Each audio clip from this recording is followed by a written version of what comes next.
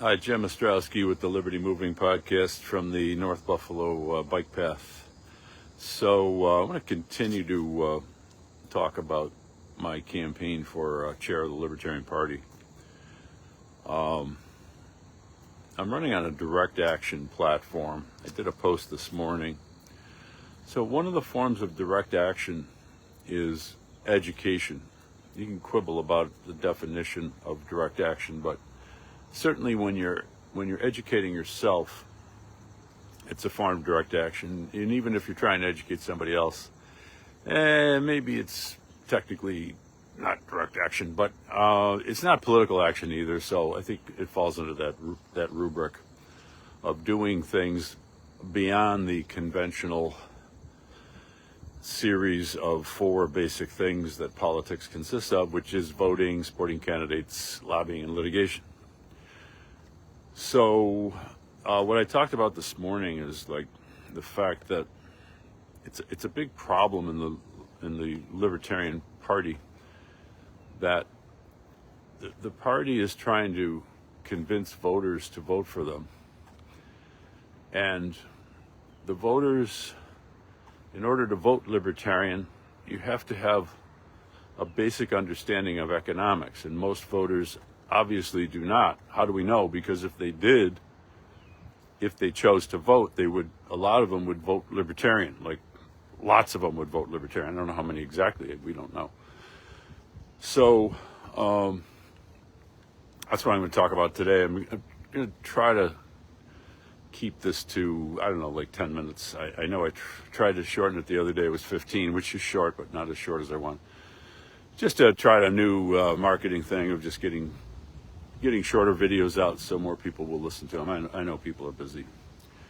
So what does voting have to do with economics? Well, economics really affects everything that you vote for. But I mean, let's just talk about some obvious examples. If the issue is, should the government subsidize business, loan money to business, or how do we get business growing faster? Well, you have to have some understanding of what it takes to have a successful business. And one of the things it takes a lot of things, but one of the things it takes is capital investment, because the more capital you have, if you're using it efficiently, the more goods and services you can produce, and the productivity of labor goes up. So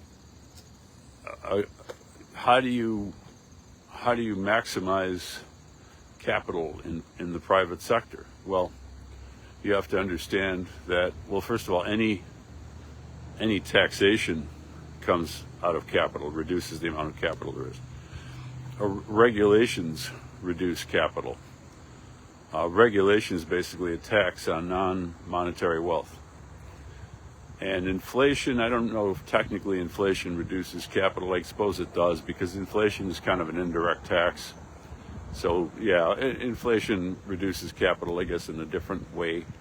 So if you don't understand the things, and these all fall within, I think, the concept of economics. If you don't understand the things that would affect the amount of private capital investment, then how can you vote on policies that are designed to improve the economy? You really can't. So that's one example. Another perennial hot button issue is the minimum wage law. And the minimum wage law sounds good. It's like, wow, everybody makes a certain amount of money. Isn't that great? But unless you've studied economics, you won't understand that the minimum wage law does not require anybody to hire anybody. And instead of paying the minimum wage for the next job that whatever your business wants to hire for, you can say, oh, well, we're not going to hire anybody. So in theory, that next employee has a right to a minimum wage, but the next worker doesn't have a right to that job because thank goodness we don't require companies to actually create jobs. It would be absurd. That would be communism, whatever, socialism. So the other thing about, and there's many problems with the minimum wage. I was just illustrating another problem, which is that if you price the if you price the cost of labor beyond what the employee is going to produce for that company, that will cause unemployment. Kind of like just sort of making a similar point in different terms. So basically, bottom line, we're not going to talk about the minimum wage today. The minimum wage is really a mandatory unemployment law. It causes unemployment. That's all it does. It just says if you're basically what it says in economic terms or political terms or realistic terms, if your productivity as a worker is below the minimum wage, you won't get hired. You're going to remain unemployed, and it mandates that you remain unemployed. So that's just another example. But basically, if you look at anything the government does, most of what the government does really is transfer money from some people to other people. So in order to evaluate whether the government should do that, you have to look at, well, what are the effects of transferring money from some people to other people? Well, one of the effects is it reduces the incentive of people who are being taxed to work, and therefore you're going to get less work done and less wealth is produced. But when you're giving money to people who didn't earn it, who weren't productive, you're giving them an incentive to work less too. So, and you also have the third party to the transaction, the forgotten man of the transaction, which is the transfer agent, usually a government worker. That person is earning an income by not producing anything except the redistribution of income, which we've already established reduces the incentive of both parties to work. So that person has a lower incentive to produce actual wealth in the marketplace. So basically, when you have transfers of wealth, and again, if you get right down to it, 90% of what the government does is transfer money from some people to other people. So that whole process of transferring wealth by force, not by free market, voluntary production in exchange, we can prove through economic theory that reduces the incentive of all three parties to the transaction, which would be the sum total of everybody in society who's involved in this process, reduces the incentive of all three people to produce wealth. So if your goal is to increase wealth, and you may have other goals, and those other goals would have to be discussed in the process of learning about economics. But if your goal is to increase the overall wealth of society, the last thing you want to do is have transfer programs. So that would include Social Security, Medicaid, Medicare, welfare, and any other program of that nature. So I'm not going to go into this in great detail. I'm just saying that whether we can argue about this particular economics, but we really can't argue that economics is an essential body of knowledge if you're going to be an intelligent voter. And yet, unfortunately, sadly, the Libertarian Party doesn't seem to recognize this. Now, they may have a speaker or two at their conventions, I get it, but if you're not going to the conventions, you're not getting any of that material absorbed into your brain. So what I'm saying is that the party does not seem to have any major outreach programs in order to teach potential voters, future voters, new voters, old voters, economics, so that then they would be more inclined to support the policy positions that it's running under the Libertarian line. So, sorry, I got signal interruption there. I'm not going to be too long today. I just want to point out that if I am elected to the position of chair of the Libertarian Party, the Libertarian Party is going to start to teach economics. There is a program, I know because I wrote it myself. It's called Economics in 5 Lessons, which is basically, it's designed to be a lecture series. It could be a pamphlet.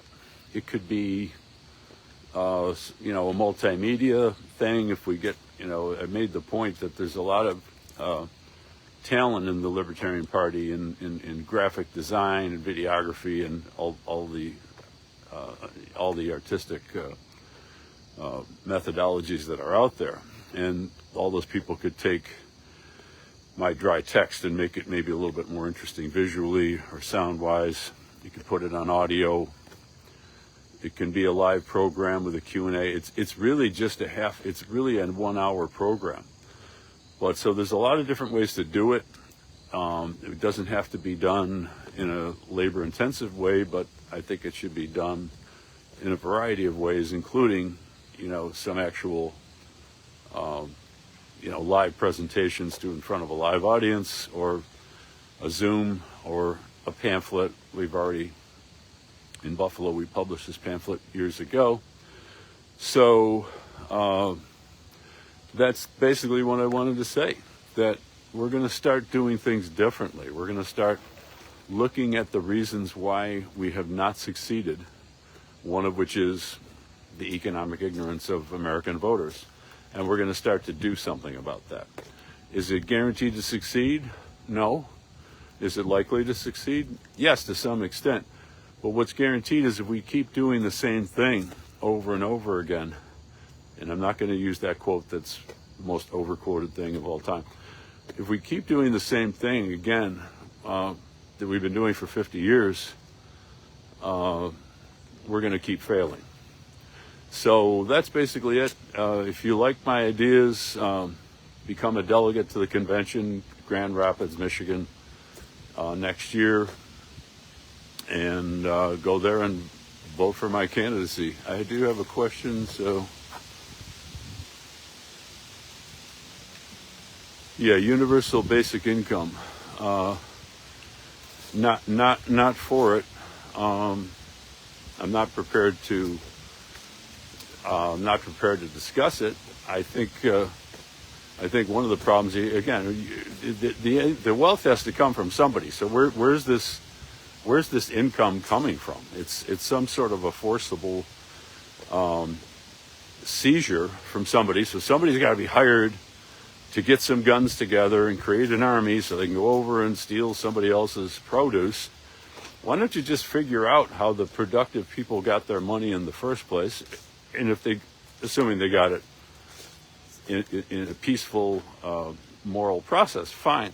Figure out what they did and then replicate that.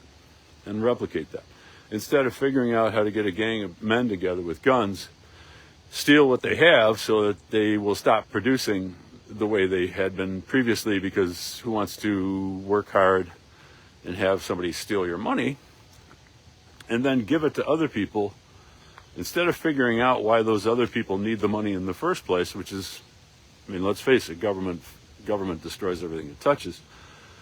And I think we know why there is this underclass in America. We know that they came out of government schools, sitting in a warehouse for 12 fucking years, being brainwashed and bored to death to the point where they hate learning. They came out of a family situation where the family structure was broken up because the government decided to pay people to have babies without a man around. This stuff has been gone over. I'm not going to reinvent the wheel here, and I'm trying to keep this short. So no, universal basic income. I think it's kind of a silly idea, but if somebody wants to debate it, I'd be happy to debate it. But no, I think that if you look at the program Economics in 5 Lessons, you will see the argumentation against it implicitly. So thanks a lot for listening, everybody. Thanks for the question from Chris.